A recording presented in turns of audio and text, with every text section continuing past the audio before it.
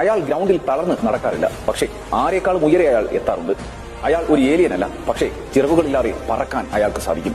അയാൾ ലഹരി ഉപയോഗിക്കാറില്ല, പക്ഷേ കാലുകൾ കൊണ്ട് മനുഷ്യന്റെ ഞരമ്പിലും ചിന്തകളിലും വരെ ലഹരി നിറയ്ക്കാറുണ്ട്. അയാൾ ഗ്രൗണ്ടിൽ ശത്രുക്കളുടെ അന്തകരാണ്, കളിക്ക് പുറത്ത് പാവങ്ങളുടെ മാലാഖി. ലോകകപ്പ് നേടിയ ഫുട്ബോൾ കളിക്കാർ ഈ ലോകത്ത് 500-ൽ പരമുണ്ട്, പക്ഷേ ലോകം കീഴടക്കിയവൻ ഒന്നേയുള്ളൂ. എല്ലാ കളിക്കാരും ഗോൾ നേടിയ ശേഷം സെലിബ്രേറ്റ് ചെയ്യാറുണ്ട്, പക്ഷേ ഇദ്ദേഹത്തിന്റെ സെലിബ്രേഷൻ അനുകരിക്കാൻ മാത്രം ഗോൾ നേടുന്നവരാണ് ഫുട്ബോൾ സ്നേഹികൾ. 11 പേർ ചേർന്ന് കളിക്കുന്നതാണ് ഫുട്ബോൾ, പക്ഷേ ഒറ്റയ്ക്കും കളിക്കാം എന്ന് തെളിയിച്ചവനാണ്. ഞാനാണ് ലോകത്തെ ഏറ്റവും മികച്ചവനെന്ന് നെഞ്ചും പിരിച്ച് പറയാൻ അവന് മാത്രമേ ചങ്കൂറ്റമുണ്ടാകൂ.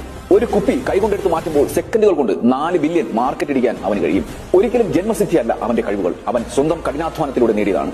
ഞാൻ അവന്റെ പേരൊരിക്കലും പറയില്ല, ഒരു ക്ലൂ തരാം. 40-ാമത്തെ വയസ്സിലും 18-കാരന്റെ മെയ്വഴക്കമുള്ളവൻ.